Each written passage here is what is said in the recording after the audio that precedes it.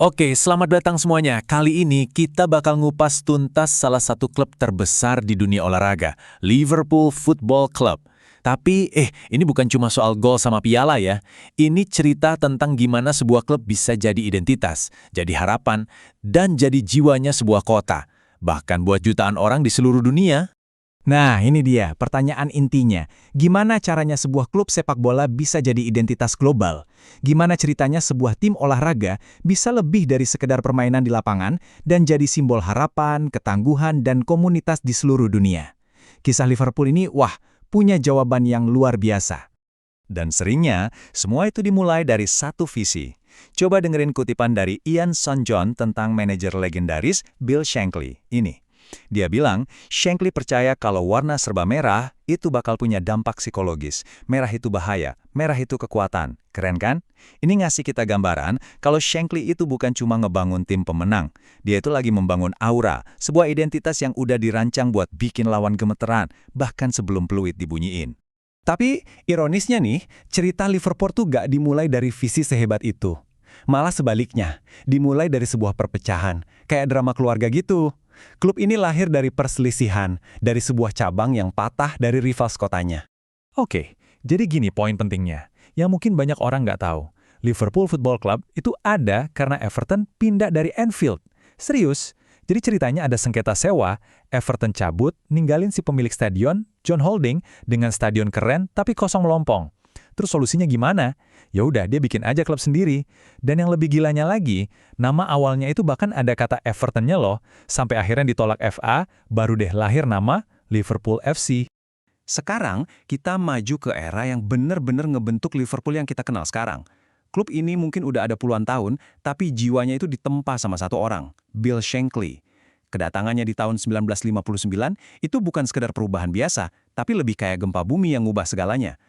Shankly tuh nggak main-main, dia nggak nambal-nambal yang bocor, dia melakukan revolusi total. Coba bayangin deh, baru datang, dia langsung pecat 24 pemain. Gila kan? Dia lihat fondasinya jelek, ya udah hancurin sekalian. Terus dari nol dia bangun lagi budaya klubnya. Ruang simpan sepatu yang tadinya biasa aja diubah jadi kantor pusat strategi yang suci. Jersinya diganti jadi serba merah yang ikonik itu buat mainin psikologis lawan. Dan dia bahkan ngasih klub ini lagu kebangsaan yang bakal menggema di seluruh dunia. Nah, The Boot Room ini jadi jantung filosofinya Shankly. Ini lebih dari sekedar ruangan ya. Ini tuh kayak tempat keramat, sebuah universitas sepak bola di mana ilmu-ilmu diturunin dari satu manajer ke manajer berikutnya.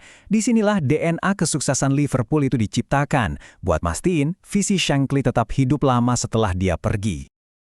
Oke, fondasinya udah diletakkan sama Shankly. Sekarang, panggungnya udah siap buat sebuah periode yang bakal bikin nama Liverpool tercatat sebagai salah satu tim terhebat sepanjang masa. Era dominasi pun dimulai. Dan coba lihat angka ini. 20. Bob Paisley, penerus Shankly yang kalem dan sederhana, ngambil alih dan langsung bawa klub ke level kesuksesan yang gila-gilaan. 20 trofi cuma dalam 9 musim. Itu artinya rata-rata lebih dari 2 piala setiap musimnya. Sebuah dinasti benar-benar udah lahir. Di era 70-an dan 80-an, dominasi mereka itu absolut, nggak ada lawan. Liverpool bukan cuma tim terbaik di Inggris, mereka itu rajanya Eropa. Menang gelar Liga itu udah kayak kebiasaan, dan mereka menaklukkan Eropa dengan 4 piala Eropa.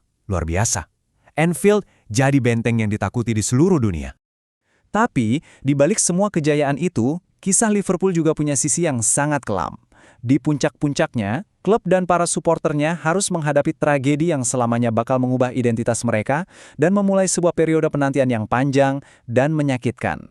Di final Piala Eropa 1985 di Brussels, di Stadion Heysel, sebuah bencana terjadi. Runtuhnya tembok stadion menyebabkan 39 supporter meninggal dunia. Sebagian besar adalah fans Juventus.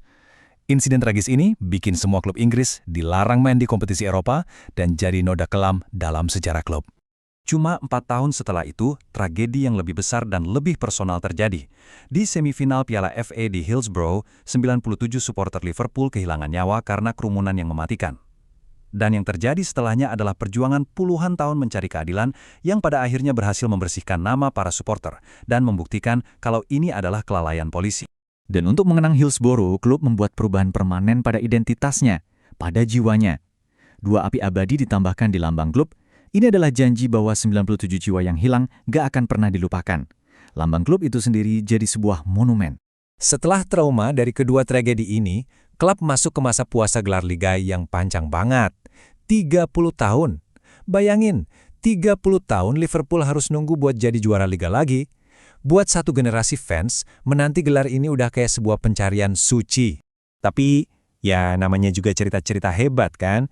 Dari titik tergelap, biasanya muncul penebusan. Dan bagian terakhir dari cerita kita ini adalah tentang bagaimana Liverpool bangkit dari abu dan kembali lagi ke puncak. Dan momen penembusan itu mungkin paling pas digambarkan oleh satu malam yang ajaib. Malam di Istanbul tahun 2005. Final Liga Champions melawan AC Milan yang super kuat. Sebuah pertandingan yang bakal terus diceritain selamanya. Coba bayangin situasinya deh. Babak pertama selesai, skornya 3-0 buat Milan. Ketinggalan jauh ngelawan salah satu tim terbaik dunia. Udah kayak misi mustahil kan? Tapi entah gimana caranya, dalam 6 menit yang gak bakal terlupakan di babak kedua, Liverpool bisa nyamain kedudukan. Dan akhirnya mereka menang lewat adu penalti.